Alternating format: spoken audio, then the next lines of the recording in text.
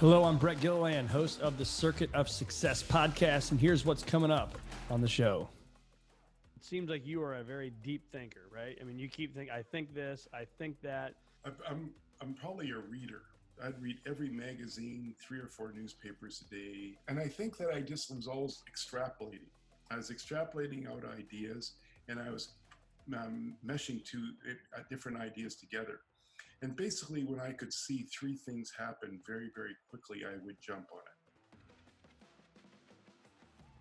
Welcome to the Circuit of Success. I'm your host, Brett Gilliland, and today I'm so excited to be with an entrepreneur, an author. He is the founder of Lululemon, and his name is Chip Wilson. Chip, how you doing today?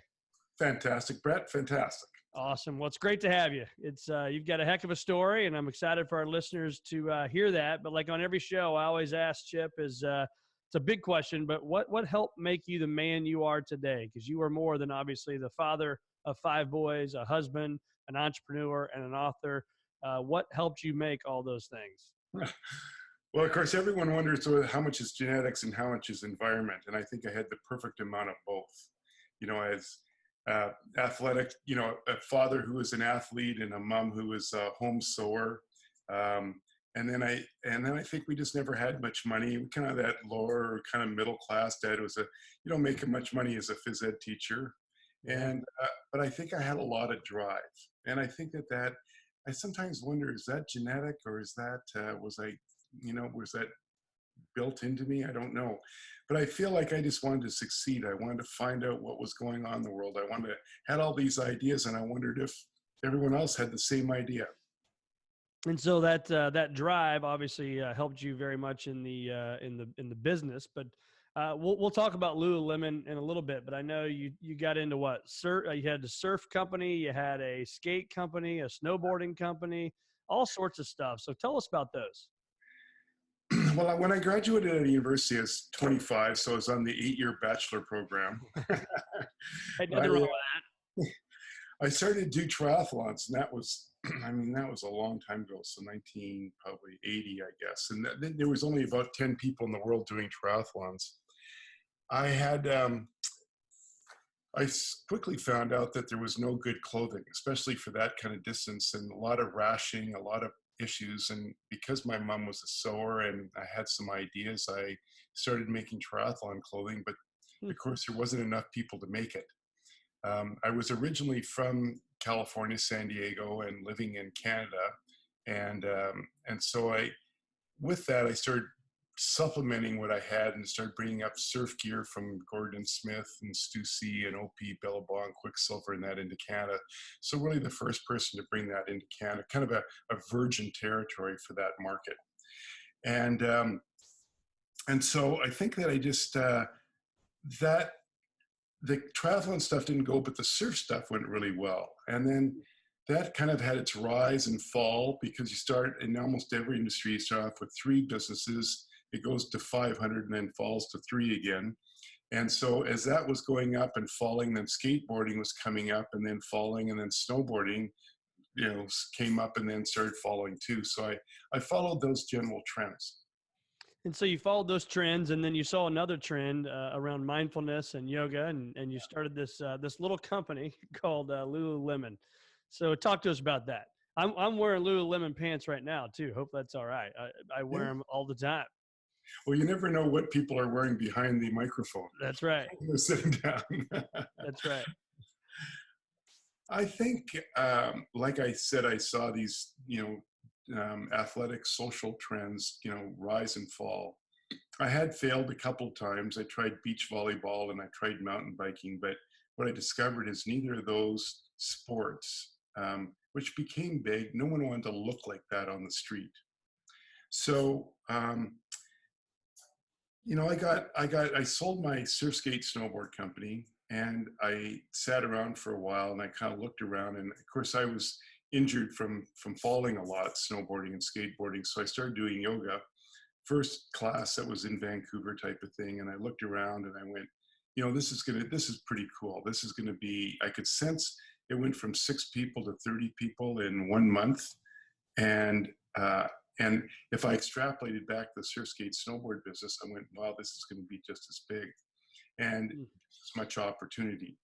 So I had an expertise in technical apparel, especially first layer stretch for women that went under snowboard clothing. And I just started making it a version of that for yoga, and and then I could go into a million different ways of going from there. But maybe you have another question you want to lead me Well, to. I think it's, it's one thing to have an idea. It's one thing to say, oh, my mom, knew how to do this stuff. I know how to do that stuff. But I mean, how did you go out and then just create this Lululemon craze? And I know we could talk about that for hours, but it has become a brand that I think is, in the athletic wear, obviously, but it's also a symbol. The kids want it.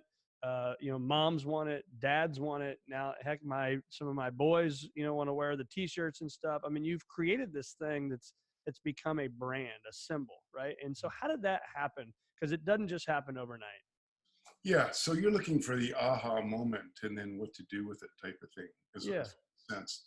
Um, when So I was in the middle of this yoga class, and I was only like 15 days into it, and I read an article in the newspaper where it said 60% of the graduates at a university were now women.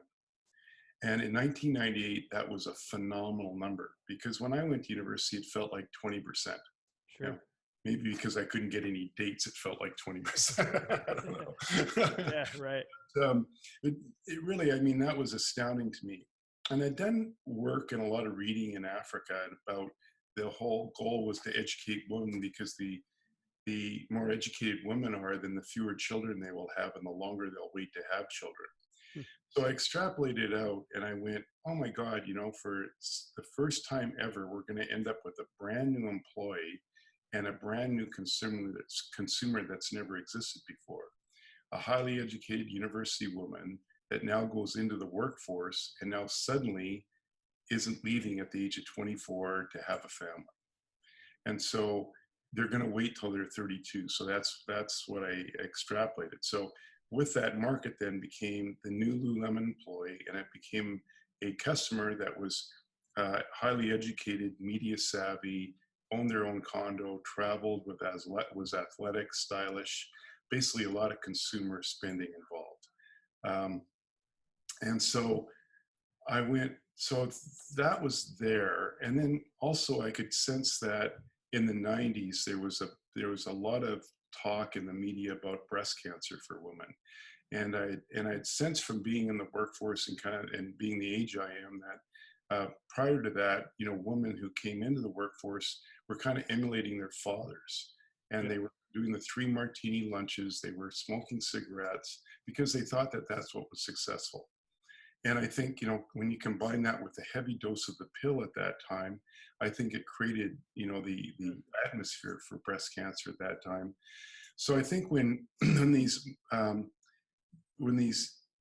girls that were 20, now going to be 22 to 32, who I call super girls, had these power women, mothers who were basically unhealthy.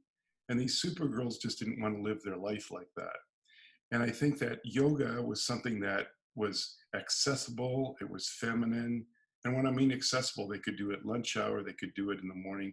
You didn't have to go to snow, find the surf, you didn't have to find the mountains.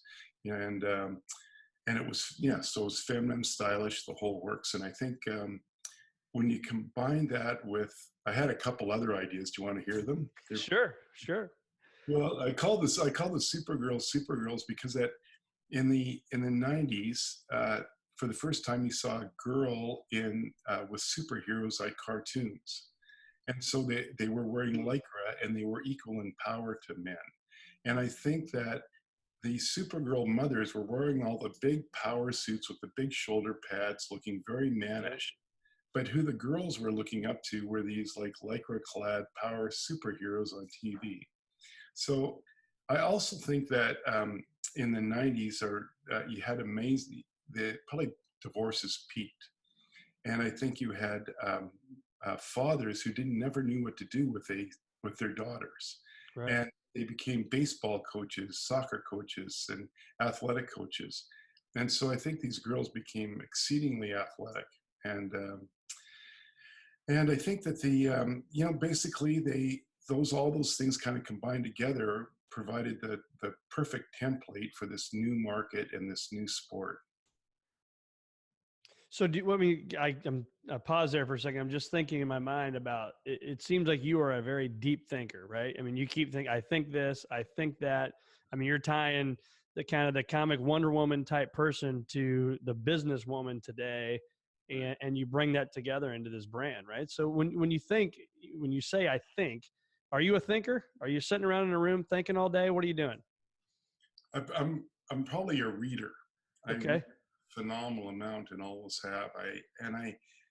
Where'd that come from? I don't know, but it's I'd read every magazine, 3 or 4 newspapers a day.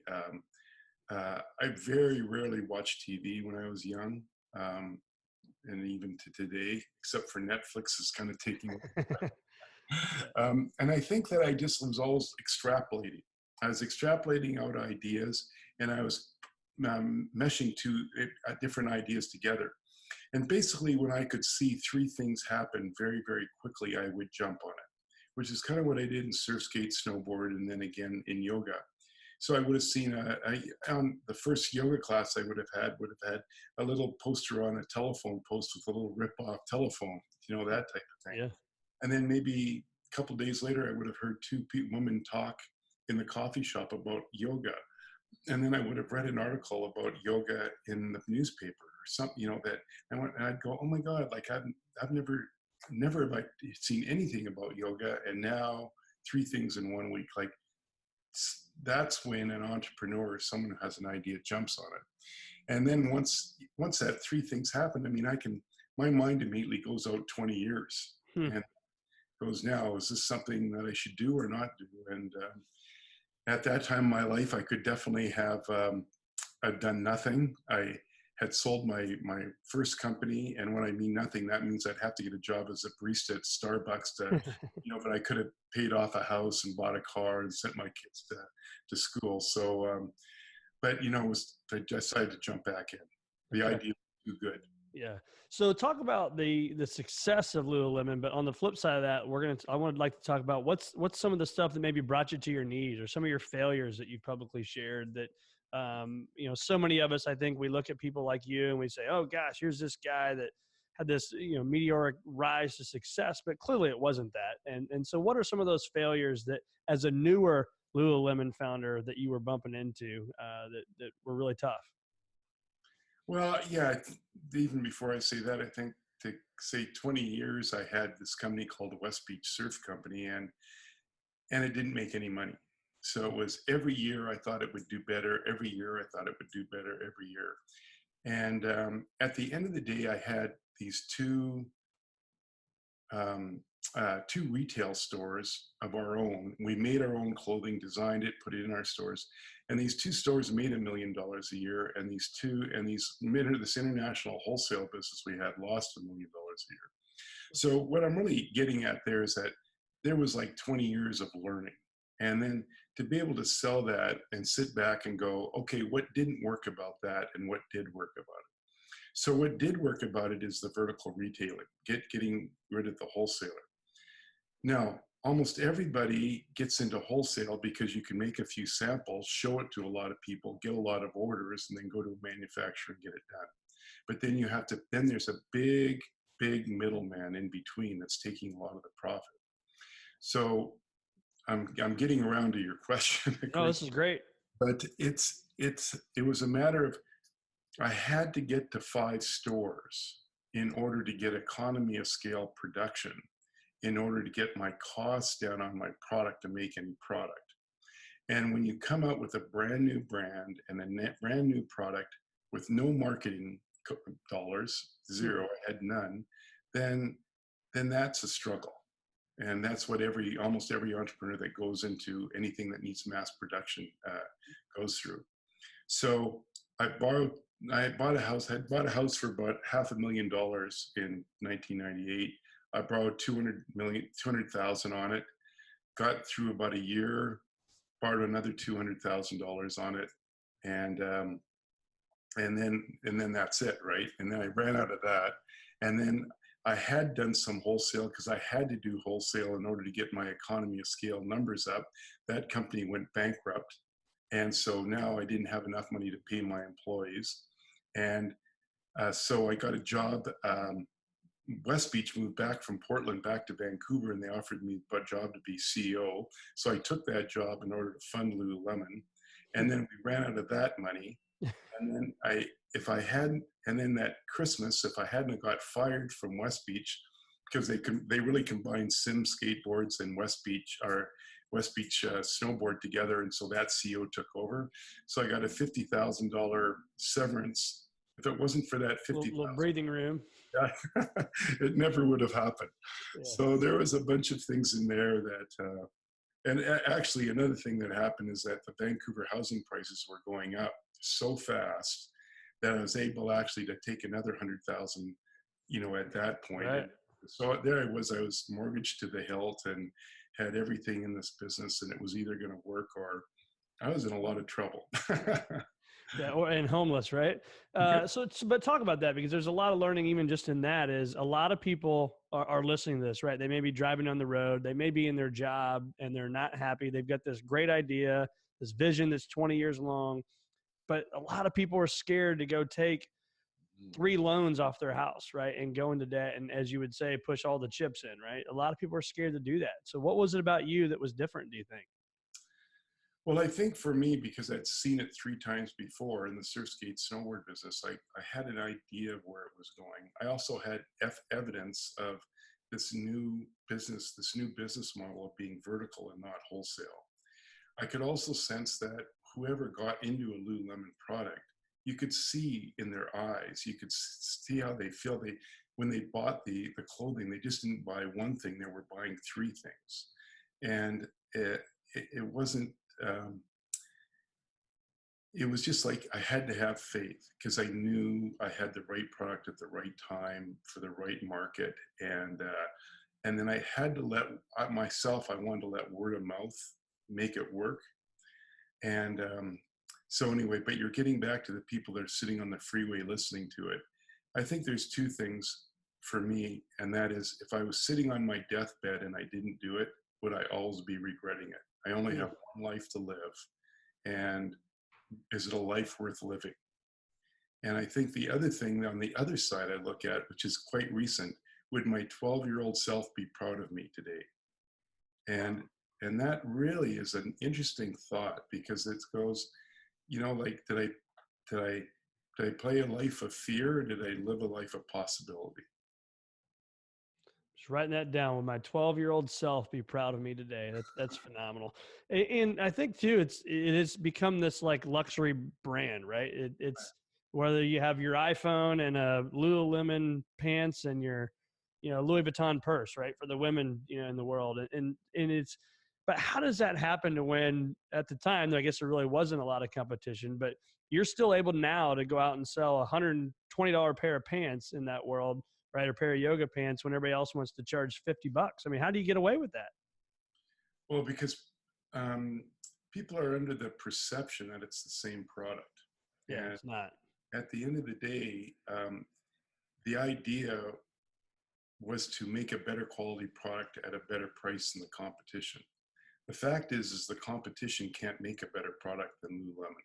And the reason is because Lululemon is vertical, doesn't have any wholesale. So it can make, because it only sells to itself, it doesn't have to have the same markups. So what am I saying there? So what ends up, because Lululemon can make a better quality product at a better price, its goods are made out of nylon, not polyester. So polyester stinks, and polyester doesn't feel the same way that nylon does. It doesn't combine with the lycra or the technical properties that we can put inside fibers can go inside nylon so much better than polyester. So the anti-stain, anti-wicking, the breathability, it's just an entirely different product. But you can't really, Lululemon was set up never to kind of like be a raw about itself, so it doesn't have to be. We put all our money into training and development of people and the quality of the product, and we let people talk for the product. So while you're talking about that, I know personal development was a big deal for you personally, but also was a really big deal for your employees. So talk about that and what role that played in the company. Well, I was selfish in that when I started Lululemon, I just decided I never wanted to be with anybody who wasn't phenomenal and great, and I wanted to go to work with every day. That's where I spent all my time. So from that point of view, I just want people to know that it was a selfish thing, but I also knew that suddenly you had all these women that were out of university, and I think I was the only person that could really see that they were going to be around for at least 9 years before they had a family. So they were really worth investing in. And I got to get, no other company was investing in women at that time. It was just no return on it. So I think the women that came to Lululemon, like, they were ready for it. They wanted something. And because personal development at that time was very unmasculine, but very feminine. I think this is the other thing that made Lululemon work, in that women were really willing to take on, like, who am I and how am I the most effective? How do I communicate? What is responsibility? What is integrity? These things that I think men were masking, but women were really willing to face up to. So our whole program then was set up around those concepts: integrity, responsibility, and which everyone says that, right? But Sure. here's the thing about integrity. Everyone says they have integrity, but inside a company, if everyone has a different definition of integrity, then in fact there is no integrity. Hmm. So the company has to have one definition of integrity, which then everyone knows what it is. So out of there are the four platforms that we used, and I would suggest this for any entrepreneur. It doesn't have to be the ones that I set out. So the ones we used was 7 Habits of Highly Effective People, the book Good to Great, which I think is the best business book ever, The Psychology of Achievement by Brian Tracy, and inside of that is an hour of the psychology of why people do and do not goal set. And then the Landmark Forum course, which really sets what is responsibility, what is integrity, and what's the psychology about how and why people communicate. So you did that. So you had them read those 4 books or go through those programs. And Right. then what's the accountability to that? So yeah, I read it, or is it no? Now there's an hour meeting to talk about the book. What was that like? Yeah. So two things. One, we set up a linguistic abstraction. So we had about 30 terms and definitions that came out of these books that we used as our platform for communication. The other thing we did is that, this is actually the fascinating part. So we were so big on goal setting. So in a goal, it differentiates from a vision, because a goal is quantifiable with a buy-win date. So I'm going to take something pretty simple. So I'm sitting there, I'm 242 pounds, and I go, okay, by next December 31st, 2020, I am 230 pounds. Okay, that's a goal. Quantifiable with a buy-win date. It could be things like, I will take my family to Croatia for 7 days sometime next, in the year 2020, something like that. Yep. We had them split up between health, business, and personal. Now, the interesting thing that I discovered about goal setting, and it really came from the Landmark, about creating our present from the future, not from the past. So I found that even I was setting my goals based on the past. So I'm 242 pounds, and I want to be 230 based on being 242 pounds. But if I was to wake up in the hospital with amnesia and I had no idea how much I weighed or anything, and I had no past history at all, and I went and researched what a 6'3", 64-year-old man should weigh, it would say 208 pounds. So you can see the difference in goal setting between setting goals from an unknown future as opposed to a constrained past. And the difference would have been what, 12 pounds. And that would have been a massive difference. But and I only use that because it's easy numbers to use. But when people think about, their career, how much money they want to make, or how much time they want to put into loving their spouse, or how much time they want to spend with their children, that 12 pounds is 10%, which is what makes things work or don't work in life. Yeah, that's the game changer, isn't it?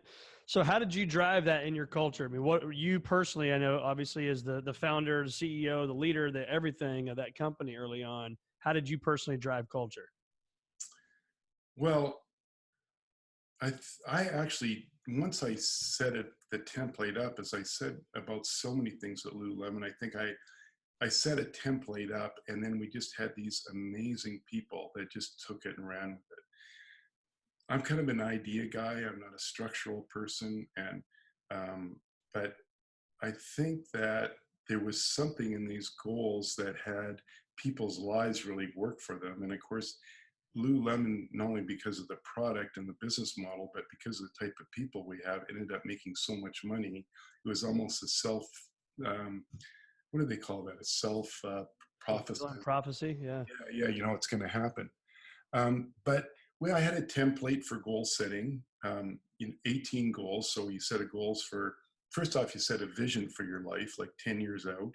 So mine would have been, mine was like 20 or 30 years out. It was, I'm going to be sitting around a table at Thanksgiving with my children and grandchildren, and they're all going to be laughing at me because I'm old and crazy, I mean, if that happens at 85 or something, then I'm going to be a happy man, right? Yep. So then I start working my goals back from there. So what are the 10-year goals I have to have? What are the 5-year goals? And what are the 1-year goals? And when you start at the top of the vision, you work back, then it makes it pretty easy to do 1-year goals, seeing where you have to get in the 5 and 10. Yep. Yeah, I don't disagree with that. And I think, and I'll just give you my concept and give me your feedback on this, but one of them is, I call it Focus 90. So when I walk in my office door every day, I set my briefcase down, I get my water. I know the things I got to do. I got 4 things I got to do the first 90 minutes of every day. And if I can win that moment, I'll win the rest of the day. Right. And then, Right. But my 10-year goal, my 5-year goal, my 1-year goal, and my 90-day goals are all written on that same piece of paper. And I read it every morning. Good for you. Well, that's probably why you are what you are. Yeah, but your thoughts on that, right? I mean, that's probably your habits and your rituals when you were early on in your career. Those were the things you were doing, right? So if you can give us a thought of a goal, I know you said at one point you wanted to open 5 Lululemons, but what's an example? Because you don't probably say, I want to sell 1 million pair of pants, or I want to make $10 million. I mean, what were those goals at that time? Well, before I say Lululemon, there's just when I was a competitive swimmer when I was young. So I think, so they had age groups, 10 and under, 11 and 12, 13, 14. So you knew that by the age of 14, that was the Canadian record, so to speak, or the American record, whatever you want to call it. And when you turned 15, you had to break the record by that day or you didn't. So it was automatic goal setting. I will swim the 100 backstroke in X time by the age of my 15th birthday. So that type of thing. So for me, I remember my wife and I originally setting out our goals. We had no money. We were in debt up to our eyeballs. But we were the template for everyone else in the company. My wife was the first designer, and so we were in it together.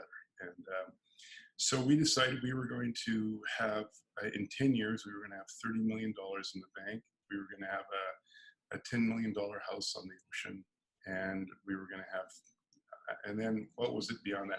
Those were the material ones, which are really easy for me to remember because it happened.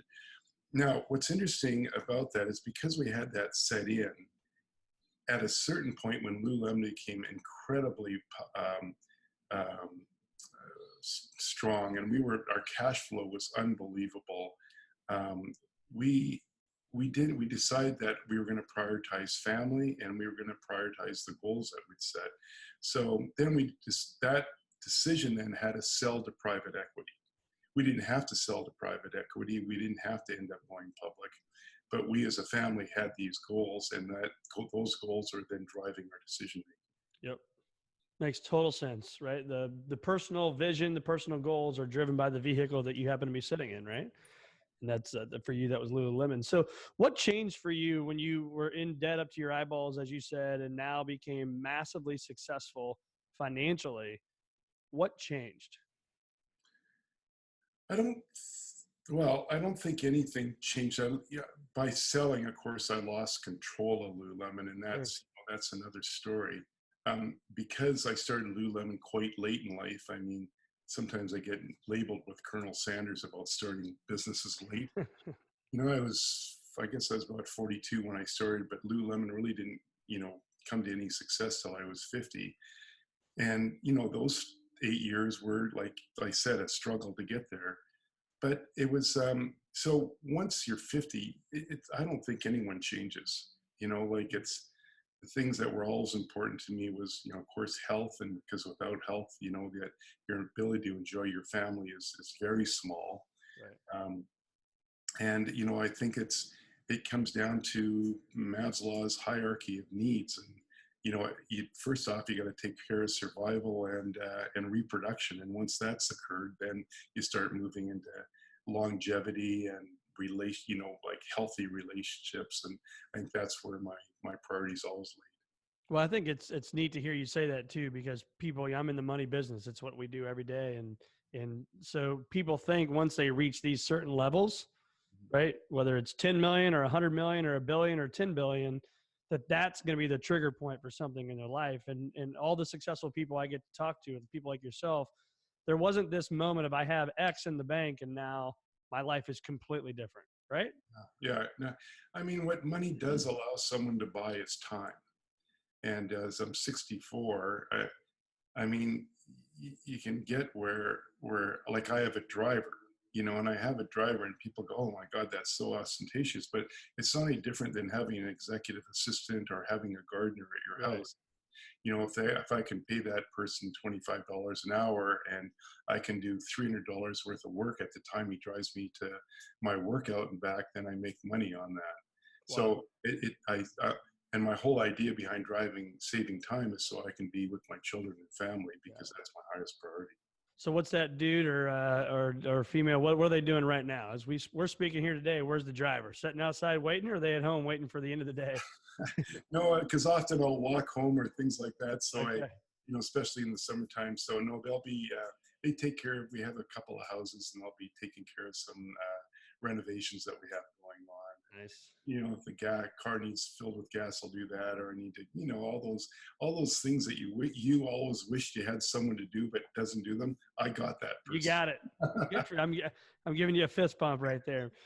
That's awesome. So what are your habits when you were on the grind versus today? I think we'll talk about both of them if we can, but what were the habits and rituals the no miss items that you had to do during the grind? During the grind of building a business? Building a business. I mean, it's, again, we talked earlier before we started recording, you have 5 sons, I've got 4 sons, and I'm at work, and then I go straight to a sporting event, and it's coaching. And then it's, you go home and you go to bed and you get up and you do it all over again. Right. It's this vicious cycle. Yeah. But what were those no miss items for you?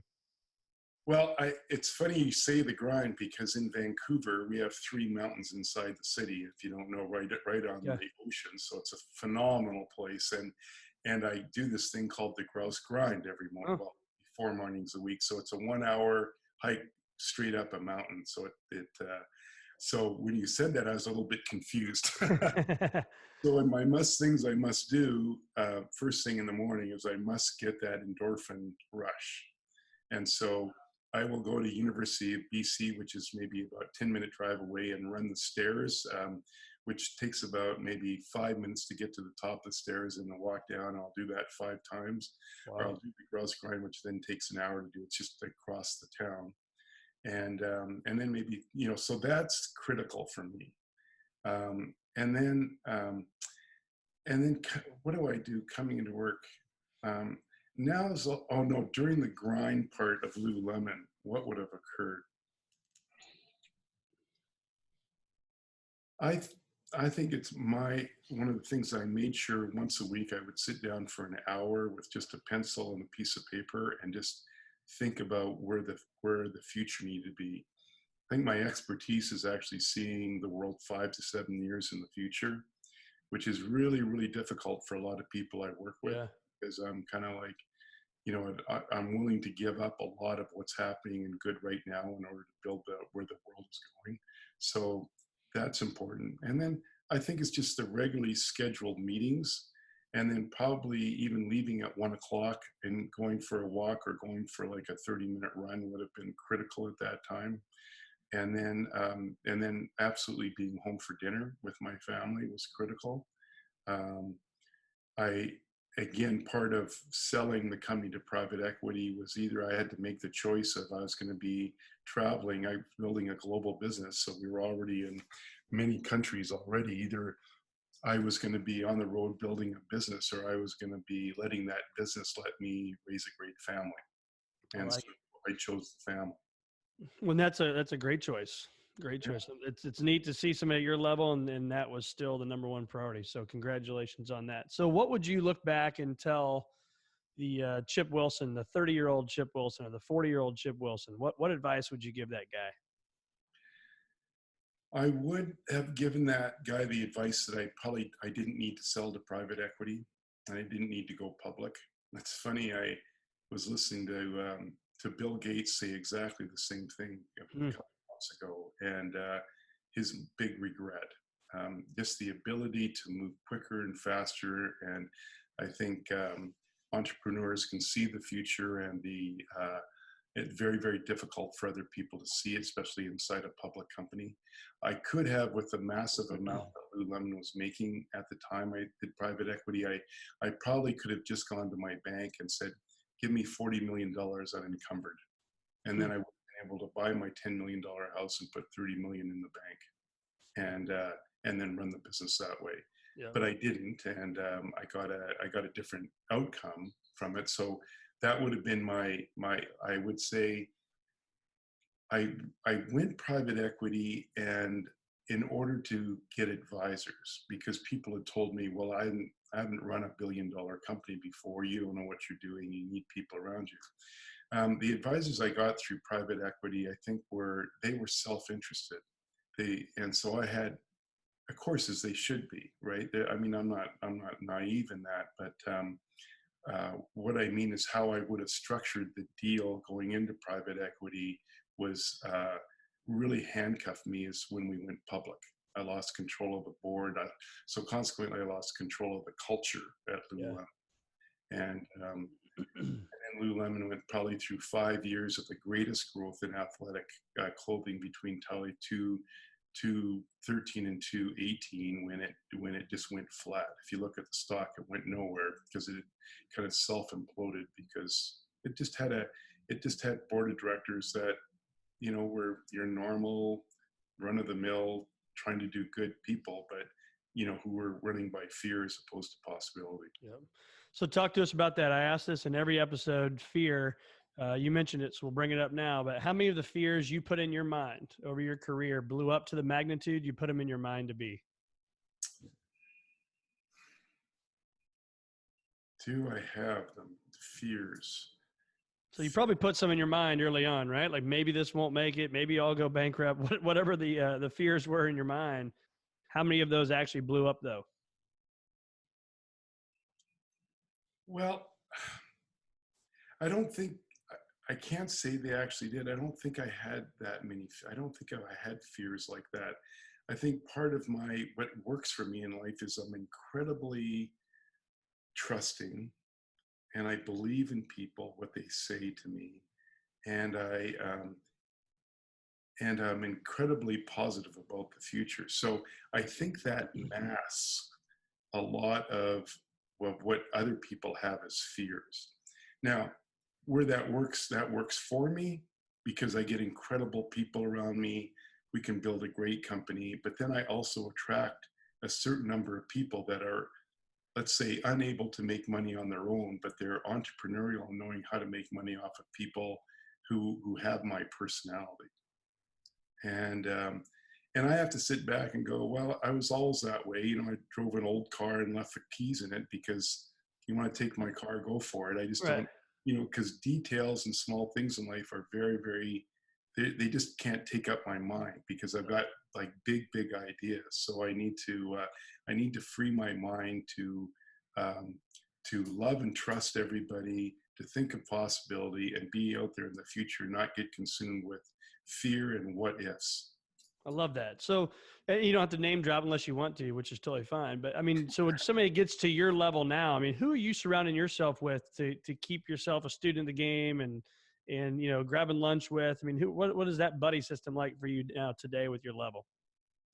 You know, interesting enough, having been in Canada and being and on the west coast of Canada, I mean, Yeah. there's nobody here. Like, you Yeah. know, there's very.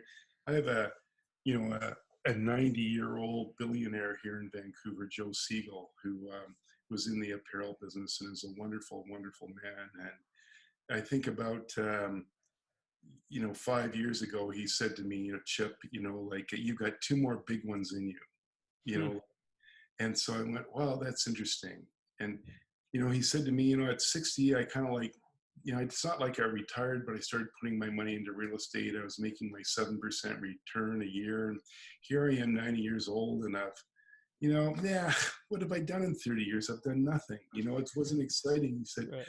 you know, like take 50% of all your own and risk it all. You Wow. know, I mean, what's it going to matter? Like do things that are, you know, outstanding. And then he also applied that to philanthropy, like rather than kind of spray and pay and doing a little bit here and there, you know, like what's really going to change the dial in the world, which I can do with the amount of money I have. Yeah. So that's probably one really key person. That's awesome. I love that. So you said smartphone, it's killed the balanced life. Now there's only life choices. I love that. Yeah. So true. Talk to us about that.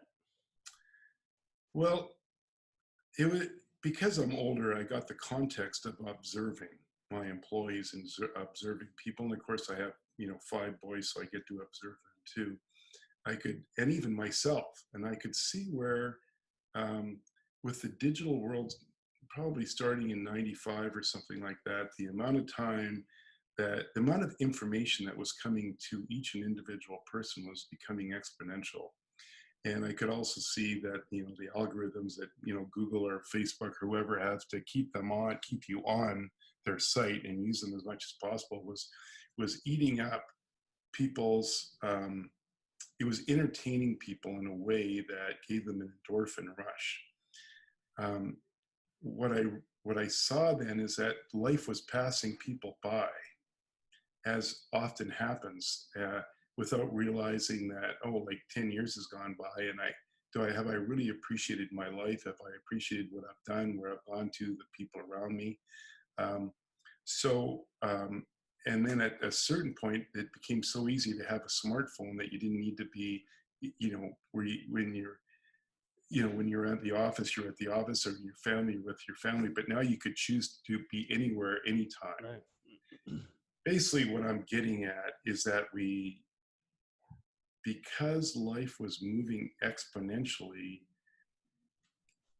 the number of times a person has to stop and be present to the world and be present to the people around them and what's happening, and to actually appreciate the life they have in that very exact moment has to happen not once every 4 months, but I actually expect today it needs to happen like 4 or 5 times a day, Wow.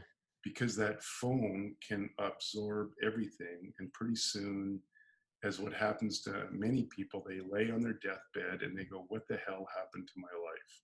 Yep. What happened in that moment? Why didn't I appreciate it when I was there? And I think that that's a life worth living. Well, we both have 13-year-olds, you know, and you think of their life at 13 versus your and I's life at 13, completely different, right? It creates this addiction. Yeah. And it also, I'm fascinated by how much the brain can absolutely absorb. And, you know, we were told when we were young, our brain, we're only using it to 4 or 5% of what's possible. And Right. now learning how much information can be stored in there. Lots of capacity. They're smart people. So if I stole your phone from you right now, besides email, and I say I'm gonna delete an app, any phone, anything on your phone that just Chip Wilson could not live without. Speaking of technology, I think it's this new app called Word Power. It's word kind of power. it's a crossword, and it only gives you 7 letters, and it's a crossword puzzle, and you got to fill it all out. and I find myself totally addicted to it. And Speaking of so putting your phone down, right? anytime. Well, it's been interesting because I actually, when I was in Spain this last week, and I, it was a heat wave. Like it was, what was 123 degrees, and I'm Oh walking like man. 25K a day.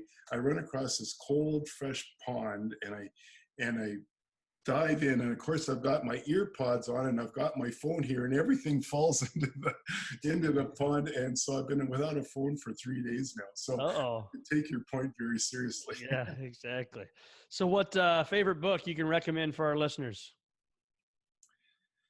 Um, besides your own? Legacy Legacy.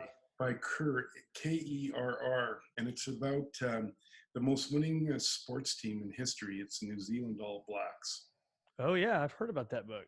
and and I read it. And I went, oh my God, this is a story about the culture of Lululemon, to top to bottom. There's absolutely no difference. Everything that they quote in there about how they learned and how they directed the people was all around good to great, the landmark form, 7 habits of highly effective people, Yep. and goal setting. So it was like, oh, it's kind of neat to see that the number one winningest team in the world, use the same platform. Right. Yeah, that book's it's going to be around for generation after generation, isn't it? The 7 Habits of Highly Effective People. Yeah, I mean, what's not to love? Right. Yeah. So your favorite trip? You've been around the world, obviously, probably multiple times. So if you could go anywhere again today, where are you going? We're going to the Anti-Atlas Mountains in Morocco, and we're hiking for 7 or 8 days. Call it glamour camping, where we have lots of Sherpas and cooks, and everything else, and they set the tents up and tear them down. But the terrain there, and the moving from desert to the upper mountains to the foothills to canyons was. I did it before, and that's the only thing our family wants to do again. And so all your kids are going, everything on this trip, huh? It's the best. I think hiking now could be the last way that parents can have their kids like put their phones away, because there's no service. And Right. it's amazing, especially with boys. After 2 hours of silence, they start talking. Right, exactly. Start talking and start fighting, right? So where can our listeners find more of Chip Wilson? Well, I guess they can find just going to chipwilson.com. I have there, and you can kind of find everything from there. Yeah. And definitely, I think it's probably reading my book. And thanks for plugging it a bit. Absolutely. I think it's a great business book for entrepreneurs. And so you're sitting in an office there, it looks like. What's Chip Wilson's day look like today? Let's see, what did I do today? I got up, I took my boy to summer school. I came back, I'm without my phone. So I had to, I walked here, so it was an hour and a half to walk to work along the ocean front of Vancouver, which is stunning. And I come through Gastown, which is our old part of the town where I am. And then I got into, I had a call with a guy that did an article on me from London a few months ago about the Lululemon AGM, and then of course I hadn't been here for 2 weeks, so there's all sorts of packages with apparel samples and getting those to the right people, and and someone wrote a book about. I'll just show you. I just got it. Actually, I don't even know. It's called B magazine. I haven't even unwrapped it, but it's about a third party that does synopsises on brands, and I think that's one of the greatest things that we did at Lululemon is I put a lot of my sayings on the outside of the bag, and but Lululemon they only put like 2 or 3 on now. They don't put the 50 on I had before, because it's a lot cooler then. We live in a world where you can't actually say truth anymore. You might hurt somebody's feelings, Chip. Oh, I know. It's terrible. Yeah. It's terrible. And I'm you even got them in the socks. You got them on the band of the T-shirts. They were everywhere. Yeah, it's true. Well, Chip, it's been awesome having you, man. And it's crazy what you have done. You've literally changed the way people dress. I mean, have you ever really thought about that? Yeah, I have. And it's, of course, I dressed that way for so long. Sure. Like even back in the day of going to work in a suit and tie, I had my skateboard shoes on because I skateboarded to work. And I think people now kind of thinking that, wearing running shoes with a suit is kind of trendy. And Right. but it's neat to see the world catch up to the way I thought life should be lived. Yeah. Well, that little black stretchy pants that you've made has changed the way people dress, the women dress. And it's amazing how you probably thought they were just going to be yoga pants, and now they wear them dressy too, right? Well, I knew that from the surf skate snowboard business that, Yeah. you make a product that's technical and looks good on the street. It was kind of Italian styling with West Coast function, I call it. Nice. Yeah. Well, very good. Well, Chip, thank you so much for being on the Circuit of Success, and continued success to you. And we appreciate your time. Okay. Thank you very much, Brett. My brother is Brett and my son is Brett, by the way. Oh, perfect. 2 T's. Yeah. I like it.